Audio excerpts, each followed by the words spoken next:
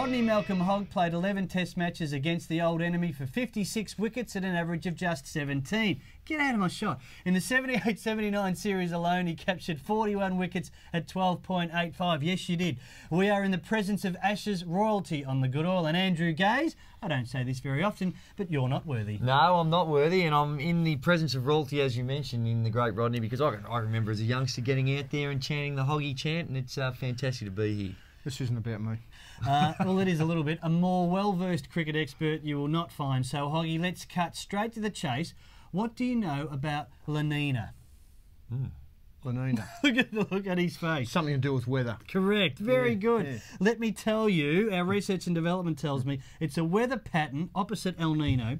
During a period of La Nina, the sea surface temperature across the equatorial eastern central Pacific Ocean will be lower than normal by 3 to 5 degrees. What that means is there will be great humidity in Brisbane and a green top deck at the Gabba. Well, it's been raining in Brisbane for about 2 months, non-stop, so we're going to get the old-fashioned, the ball's going to swing around, and who can swing the ball around? Ben Hilfenhaus. So I'm pretty happy with the Aussies going up there. Predictions in a moment, but just to you, Drewy, as the non-cricketing expert to hear of the panel, what makes the Ashes so compelling?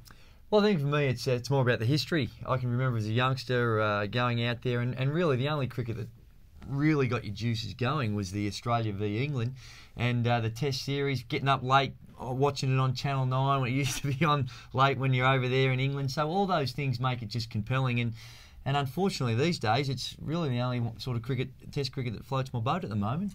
Well, it's a beauty, and we really look forward to the Ashes series, each and every one. I reckon the Poms have been floated. Their boat's been floated far too much. Here's a couple of stats for you. Since the last Ashes test in England, of course, we lost that series, Australia has played 12 tests and won 8 of those, so won 66% of those.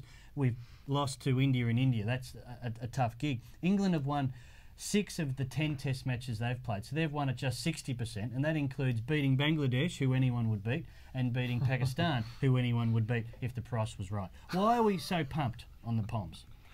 Pretty pumped on the Poms because I reckon in 1993 Alan Border took a team to England. They called them the Invincibles because they didn't get beaten, didn't lose one game, and so far usually they're in disarray. Did you say Alan Border or Don Bradman then? Yeah, no, he took one in 48 and they didn't lose a game. Alan Border took the Invincibles too. They were in Invincibles in 93. Right. We haven't got enough time for this. Right.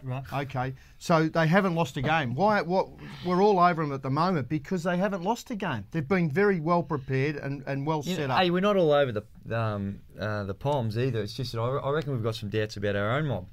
Yeah, that's a good call. That's a good call. And those doubts, like Ricky Ponting, if Australia loses, Ricky Ponting becomes the only Aussie captain to lose an Ashes series 3 times, or to lose 3 Ashes series, Hoggy. Well, this is the sort of negative pressure we're trying to put on our cricketers. But that's what they face. They picked 17 blokes the other day. The selectors don't know what's going on, but we know what's going on. We know who should be in the side. Ricky Ponting will have a fantastic series. Okay. You're harsh. Who's the key to England? The key? I reckon Stuart Broad, actually. I believe that their fast bowling isn't that good, and Stuart Broad's getting better and better every time he plays a test match, and he's got the bouncer, and I saw him stitch up Clark down at Cardiff in a one-day game, and Ricky Ponting's going to get a workover, so Broad to me is a real key for them. Okay, I'll leave you with this. The top 6 batsmen for either side collectively averaged 277 runs a test match. That's the Australian top 6. England's 274. So there's just 3 runs the difference in exposed form between these guys. Now, remember, there's a whole heap more where this came from on goodoiltv.com, where you can post your own videos and have your say. Yes, stay over there. But on Ashes Eve, your next, Hoggy, the final word has to be yours. Rodney, look down the barrel and tell Australia what it so dearly wants to hear. Well, Australia's going to win the series 2-1, and Ricky Ponting's going to be the player of the series. And that man who bats at 4, called Kevin Pietersen, he's going to be an absolute disaster. There you go. Hoggy's told you. Write that down, Drew Bag. I love it. I'm loving his work. Thank you, Andrew. Thank you, Hoggy. Thanks for having me, Mark. All the best, and bye for now.